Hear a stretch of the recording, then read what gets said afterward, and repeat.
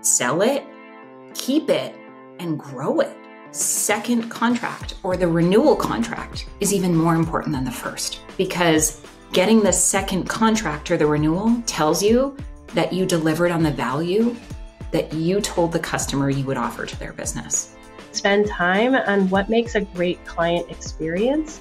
That means a focus on core skills. It means a focus on outcomes with our clients and not getting too excited by the widgets and the functions and the revs that tech can do, but really focus on the business outcomes that we can drive for our clients. This is Go-to-Market Magic, the show where we talk to go-to-market leaders and visionaries about the aha moments that they've experienced and the pivotal decisions they've made, all in the name of growth. Heather, who are we talking to today? So today, for the first time, we're actually having two guests on the show. Rebecca Reyes is from IBM, where she leads the global enablement function, and Steph White, who's the Senior Director of Revenue Enablement for Loopio. We invited two people on this particular episode because we wanted a perspective from both large and small companies to talk about enablement trends, what's going on in their world right now, and what they're seeing going forward in 2024. The expanding scope of enablement is one area that we're touching. And then the second area, of course, is AI and how it's going to impact both enablers and the sales organizations as a whole. Let's jump in. Steph, Rebecca, welcome to the show. Hi, thank you so much for having us today. Great to see you. Great to be here, Heather. Happy New Year. So excited that you guys made some time at the beginning of the year to talk about the trends that we're seeing in enablement. And there's just so much going on. But when we talk to practitioners and leaders out there, two things kind of bubbled up to the top for us. One of them was the expanding role of sales enablement past sales. And this has been going on for years, but now it has become something of a tidal movement. And we're hearing people saying this is the year where we're going to actually not just kind of absorb groups here and there, but we're going to make it an entire strategy. And then the second piece of this is really, of course, AI. How is AI impacting B2B sales? And how is AI going to actually, in reality, make enablers more productive? So we're going to start out first with that expanding role of enablement. It's something that I know you're passionate about, Steph. So tell me a little bit about what's going on in your organization and what you're looking forward to doing in the coming year. Yeah. So first of all, is there anything we can't do when we're in enablement? Let's start there. So I think it's twofold. As we think about our expanding scope, and for context, I went to revenue enablement at the beginning of 2022. So I am well into this model. I think one of the challenges that we start to face, the bigger the scope gets, is how do we manage the increasing priority and the increasing conflict of priority as we think about we can do more, we can do more, we can do bigger, because we can. But I'm going to drop a spicy angle here. Should we? And when we do, what is the best way for us to do that for the business? So when I think about revenue enablement, yes, it is that first touch. And it is thinking about how do we support our demand gen teams all the way through our sales teams and our customer success teams to keep our customers. But honestly, it's getting so much bigger than that the longer I'm in it. And I think that's where this conversation is going to get really interesting. And I'm looking forward to hearing all of your thoughts about it as well, because the minute we start thinking about revenue in its largest forms, so getting it, keeping it, optimizing it, profit margins, all that good stuff, the opportunities are endless for what we can do. And the question becomes, what should we do? So how do you prioritize? Do you have a formal charter that you've actually changed to expand that scope? Is it something that you have to continually point back to? I know charters seem to be like a really boring thing until a year from now when somebody says, why didn't you do all these things? And you can't point back to anything to say, what was the expectation? So how do you handle that? So I love my charter. Y'all can knock it. I love a spreadsheet. I love a charter. I love having our agreed upon mission I do mine in halves for the year. So what are our goals? When I think about how to prioritize, I would say I learned this one the hard way when it comes to revenue enablement. I tried to do all the things and I agreed to measure all the things for my programs. And that is not scalable. And as we think about doing more with the same or doing more with less, the way I'm now prioritizing is to get out of the weeds and think about what are our big North Stars. So rather than what is a specific metric, i.e. win rate that we want to drive with our enablement team this year, it's taking one step further back and saying, should we focus on sales velocity as the key priority? Why? Because that encompasses all of these smaller elements. And that is where we can start to drive more revenue. So, I go back to, in terms of priority, what is revenue generating and what is revenue keeping? Because the latter of those is arguably more important for people right now. I do have a rubric that I go through. I said I love a spreadsheet. It's true. I do weight our priorities for the half that go into our quarter based on what the business impact is going to be. And candidly, that priority is sometimes a negotiation with our stakeholders, right? We need to be able to go to our C-suite and say, okay, would love to do these 10 things. In reality, we could do 3 very, very well. What are the 3 most important things? When I'm thinking about this year and my 3 most important North Stars that I'm going to focus on, yes, of course, with smaller supporting data, leading indicators, it's sales velocity, SAO conversion, and net revenue retention. So my charter is built around supporting the direction of the organization to those 3 North Stars. Any programs in place have got to be leading towards those 3 North Stars. Yeah. And Rebecca, I know you're passionate about measurement as well. So when you think about what you're measuring in the coming year, has it changed at all? Has it morphed over the last 12 months? Are you doing anything differently going forward? Or are there specific ones that you think are the most important in the coming year that you need to focus on? Yeah, of course we're changing, right? I think we're always changing. That's one of the things that makes IBM stay around for so long, and a lot of our tech companies stay around, is we're constantly learning and hearing what's changing and what do we need to do. So when I look at sales enablement and our priorities, I always draw a spider diagram, and I pull the organization depending on where we need across the spider diagram. So when we started in sales enablement, we really needed to get our narrative right. We worked a lot with marketing. We worked on our storytelling skills. We needed to define who we are. That we pulled really hard on that. In fact, we aligned sales enablement with our content team so that we were really close in the narrative and the storytelling. Last year, we pulled really hard on skills, especially as we were getting into AI. We needed to make sure that our field teams, whether you were pre-sales, going out and doing prospecting, new client acquisition, or post-sales and delivery, that you had the skills to help our clients navigate this incredibly changing space. We'll continue to focus on skills into 2024, but it is on retention and impact. One of the things we're going to look at more for our sales teams, though, is not revenue. It's going to be impact to the clients. So are they achieving the outcomes that have been identified? The business outcomes. And that's going to be really different for our teams who often focus on the signing of the contract and the sale at the end. I love how Stephanie said the focus on CSMs and their services teams after the fact. That's going to be a continued shift for us. And I think a reflection of sales enablement and the trend overall for the sales companies to look not just at pre-sales, but as the whole circular experience, and making sure that, it doesn't end at the sale. It ends when the client gets the impact of the thing they bought, which means utilization of the product, right? If I sell it and no one's using it, I'm not going to get resell. I'm not going to have that NPS. I'm not going to have people wanting to come back or trusting my brand. So we're going to be focusing with our sales teams on life after the contract in 2024. Yeah. Rebecca, given that broad scope that you've laid out there, which really does touch an incredible amount of the business, Steph said, we have to be careful not to overreach, right? That just because we can doesn't mean we should. I'm trying to wrap my head around in an organization the scale of IBM, that must be a giant challenge for you and your team. So when you're talking about impacting revenue through the entire life cycle, and you're talking about a massive global organization, how on earth do you prioritize and keep that from getting way beyond your ability to deliver? Well, those North Stars are critical, Steve. We have to establish them and agree with our leadership team. I can't do it alone. If it's not innate in the management system, then it's just a program that enablement's running. So we only touch projects that the management system is going to reinforce and reflect, because it can't just be something my little enablement team is going to do.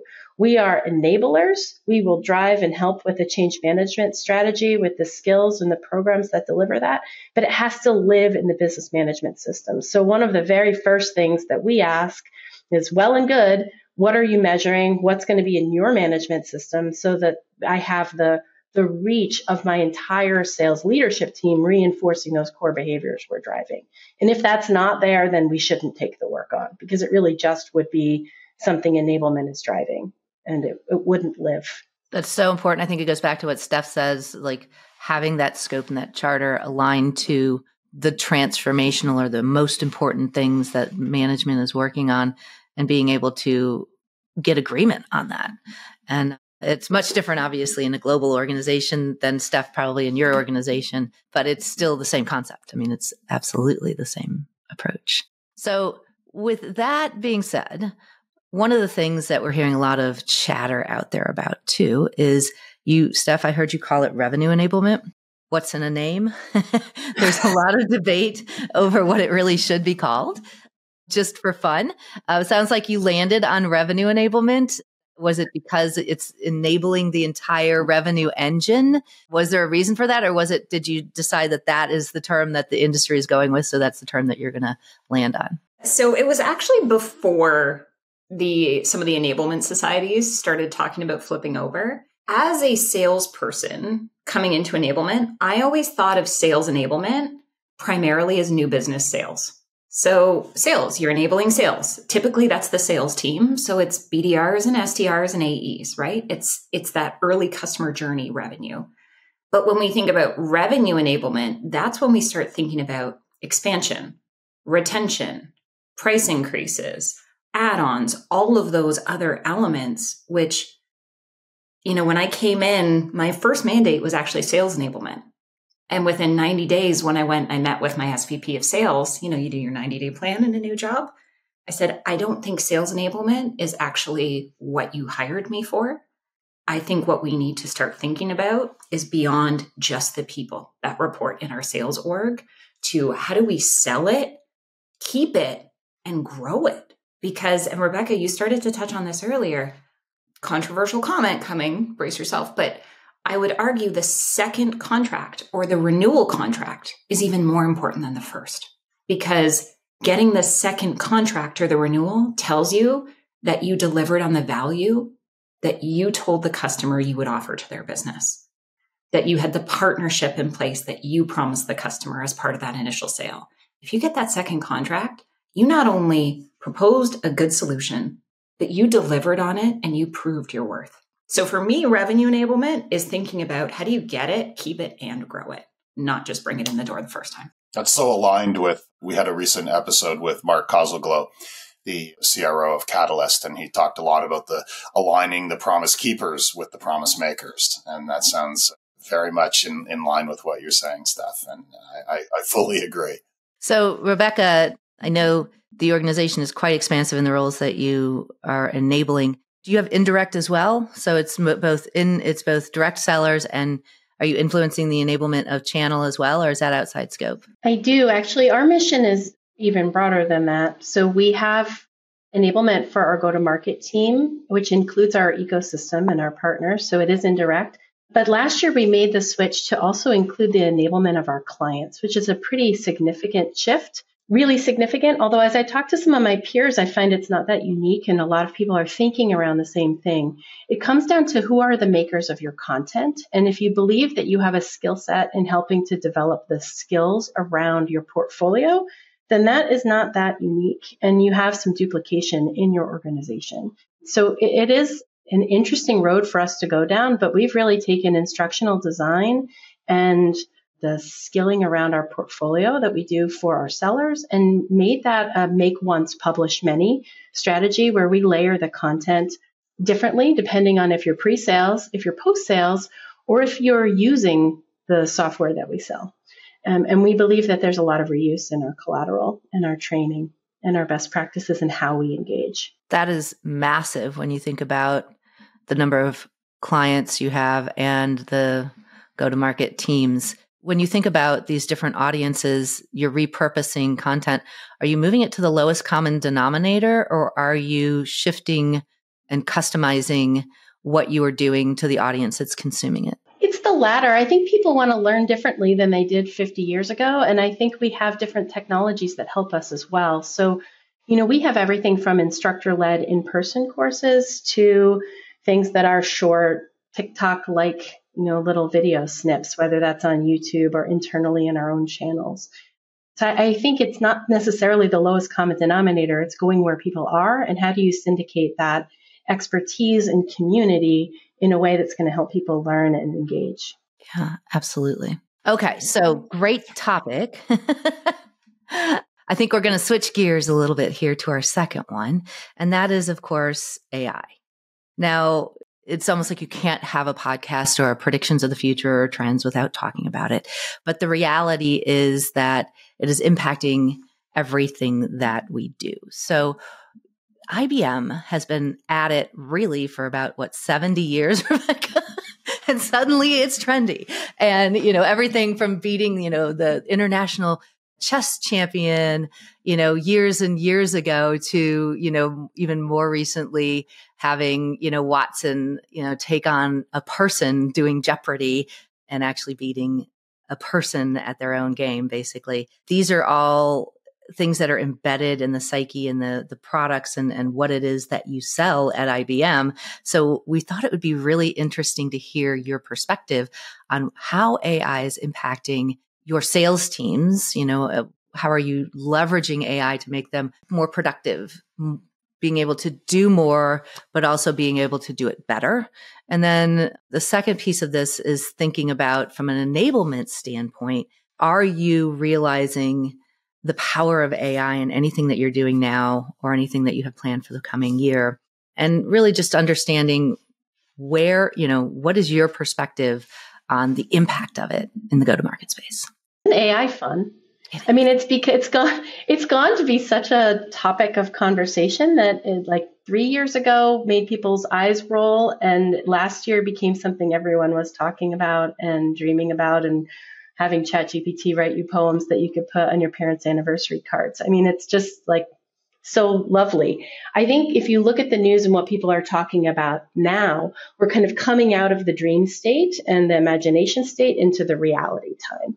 So at IBM, we believe AI should be open, empowering, trusted, and transparent. Those last two were nice sound bites last year, but I think people are starting to understand. I need to know what is in the cooker that's making my AI spit out whatever it's spitting out. And I need to believe and trust in the things it's giving me. We now know the term that the AI hypothesizes or hallucinates and makes stuff up, but it sounds real good. So you have to really get to a place where you're trusting the outcome from it. I think last year was a year of great experimentation and mind opening. I think my prediction is 2024 is going to be the year we really put it to its paces. And people have high expectations, which is fun. They also have to dream in a practical way. So it's our opportunity in sales enablement to do both of that, right? To imagine what the future of the technology can be and to start quickly testing it and putting it into practice so it can stick. You're right in that we've been experimenting with it for a while at IBM. We've had an AI widget, if you want to call it that, built into Salesforce for more than 3 years, where depending on what people are talking about as an opportunity, we can recommend the appropriate sales play and collateral that supports that. We've had that around for a while, but I don't really think until last year, our sellers didn't even want it. Right? They didn't trust it. They didn't believe in it. Their minds weren't broadly open to it, even though we're IBM and we make it. So there's that level of belief and desire people want. We now have an AI assistant embedded in Seismic, actually, that we call Ask Sales, and it's trained on our sales plays. And if you want to know the latest in the roadmap or value proposition or competitive positioning, you can ask it your questions real time, and it will show you where it's getting the information and the answer from. So you have the information and you have a link to where did it get that from, so you can trust and know it's not hallucinating. Mm-hmm. Yeah, so important. I think the impact, ultimately the impact on the productivity of the sellers of getting information real time. It's kind of that dream of the real time enablement that has been so clunky in the past is actually coming to fruition, as you described it, as I need answers. I need it now. The quicker I can get the answers, the quicker I can get the answers to my customers, and the quicker that they can move forward with whatever they're doing. And also synthesize the information that exists in mountains so that I can take the next step of engaging with my client on the stuff that matters. I think it's going to change the way we do prospecting. I think it's going to dramatically change the way we do account planning, relationship strategy. There's so much that you can now use AI to distill and then let you do your extra work layering on top. So now the seller should not have to go out and do hours of original research. We can use the AI to say, generate me an account plan, generate me a prospecting strategy based on what you can know about my account, from public statements that have been made, from 10Ks, all that good, mountain of public data. Yeah. So it's interesting. I know the answer is probably going to be both on this, but when you think about the application of AI, are you thinking about making the reps more effective, better at what they do? Or are you veering towards, I want to make them be able to do more and be more efficient? Yes. It's both. Maybe to choose, but no.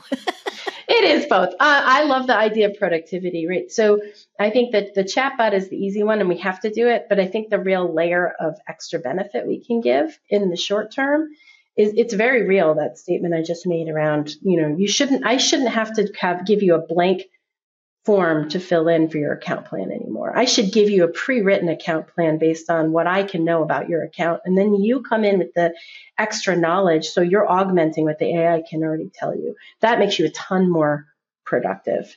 And we see that already with a number of other companies playing in this space. But that's going to be the next 3 months. It's short. Yeah. It's going to come fast. Steph, your company, Loopio, is very different from IBM, very different in scale and a lot of other things. Where is AI in your worldview and in your roadmap? Yeah, so I know we're a little different. It's fine. We're friends. And we all learn from each other. I think, so a couple of things. We have obviously now, for those that don't know, we have AI in our platform as well. And as we talk about trusting AI, here is the rub where I think a lot of people are either very comfortable or very uncomfortable. How is the model learning? What data is it using? Where is that data being processed? Who controls it? All that kind of stuff. As we look at our platform, one of the things that we've done in terms of integrating more AI is leveraging the content you have as the basis for learning. So when you ask the question through the close connection, it's leveraging your own content to come up with a new unique response. So, for example, Loopio is typically, RFXs, so security questionnaires, RFPs, those kinds of documents. We actually use it internally for our sales team through our Chrome extension. So things like objection handling. I actually keep a lot of that information in Loopio, which means when people are onboarding or being trained on competitive intel, we have entries in there. They can type in their question via the extension. How do I respond to this for our competitor that just came up on a call? And in real time, it will search the content that we have and either pull up the actual answer, which is traditional search functionality, or now you leverage AI where it pulls together what it knows to be true and gives you a custom tailored response. So that if I'm on a call with a prospect or a customer, I have that information at my fingertips.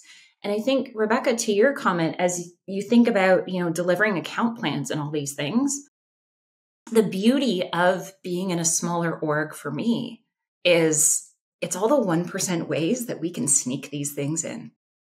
If you want to get better at writing emails, there is a fantastic AI tool that a bunch of my sellers use.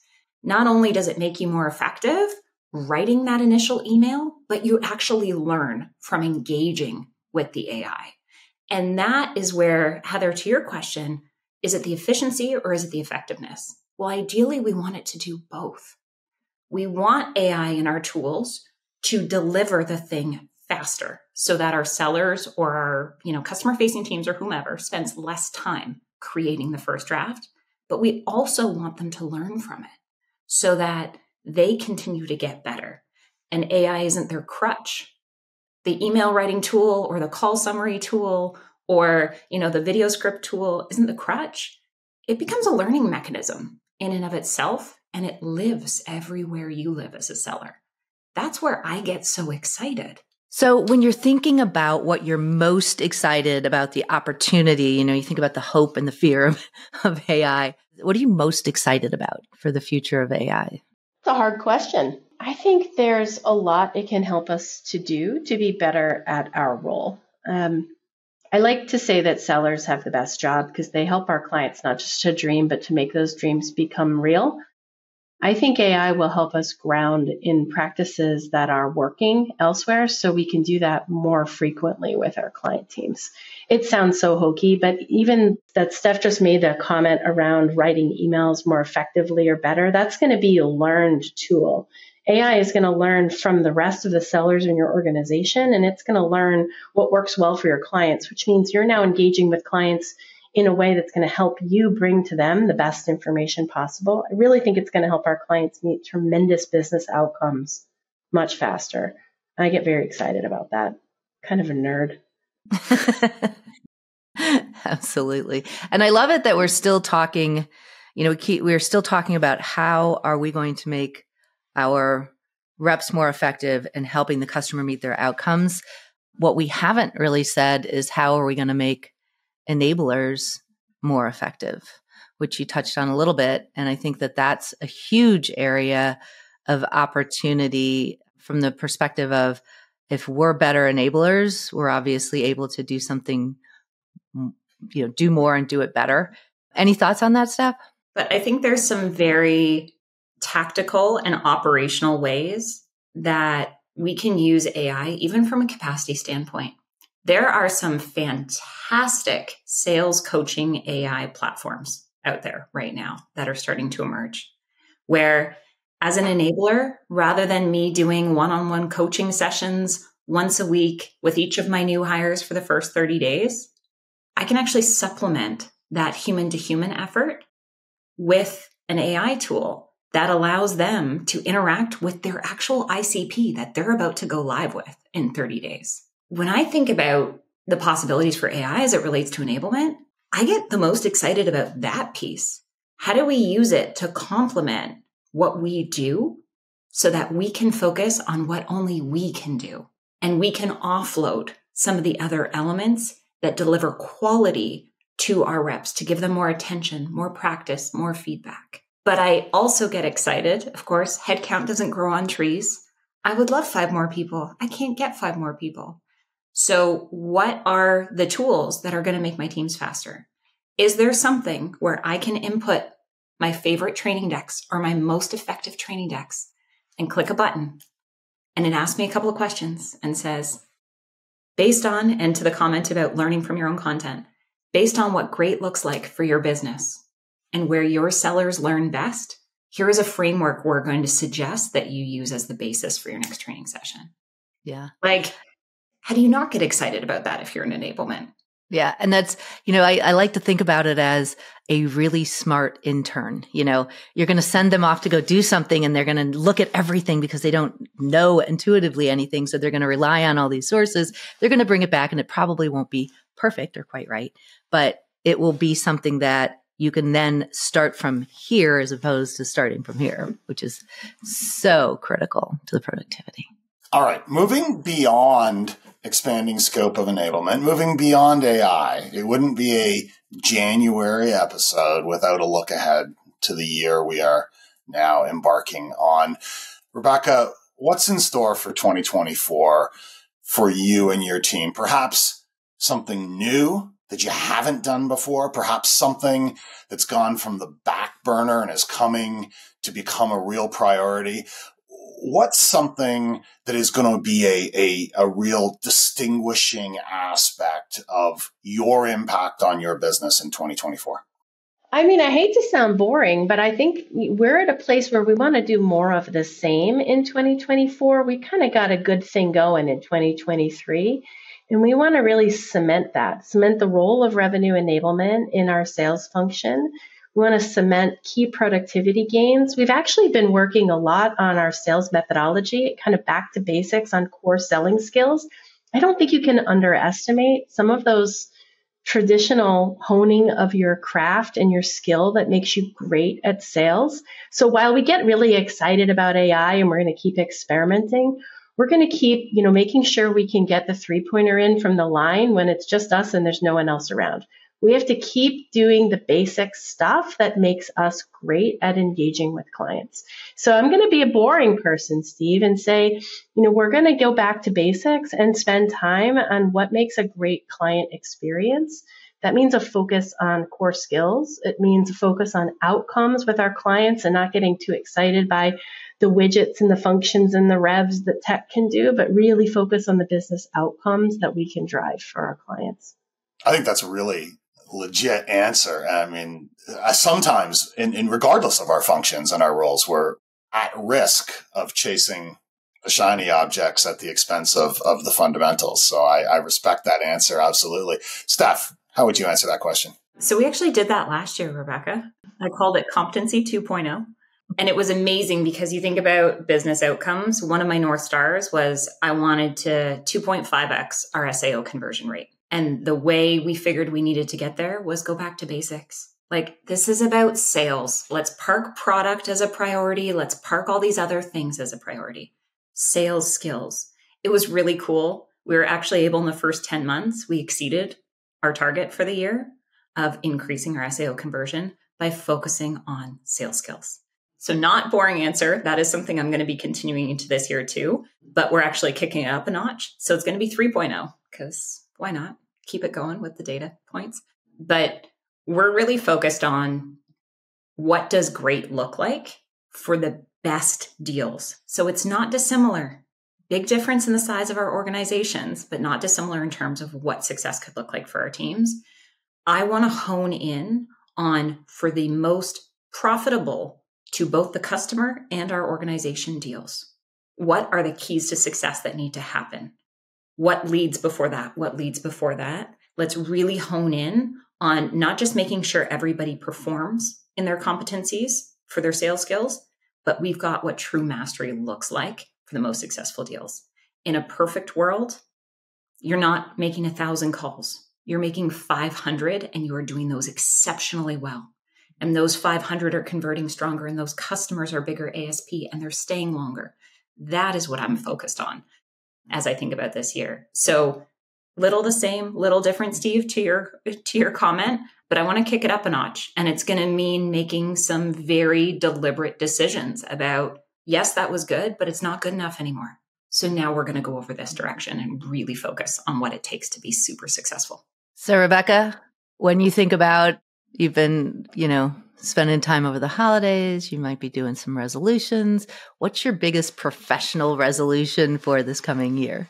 I want to build some of my own skills, make sure I don't forget that. So I'm going to attend a couple more conferences than I did last year, continue to get out of my little bubble of COVID where we're recovering and getting back into life and time. So I'm going to get out there and talk to more of my peers and make sure that we don't kind of resist the urge to be too inward looking, make sure we're constantly knowing what best is looking like, chatting with other peers. So I'm curious to know how our field and our function is continuing to iterate. I want to just stay at the front of that. That's a great one. What about you, Steph? So it's twofold. One, I'm a nerd, Rebecca. It's okay. It's both of us on this one. I'm going down an AI hole. I'm going to call it. It is a rabbit hole. I have started going down in terms of language models and everything else. Not necessarily for the business benefit, but because I'm truly excited about what could be coming and what's possible. So that is my technical professional development goal. My highlight for 2023, and I actually did a post about this, it was the people. The number of people that, met in person, had one-on-one coffees with, it was incredible.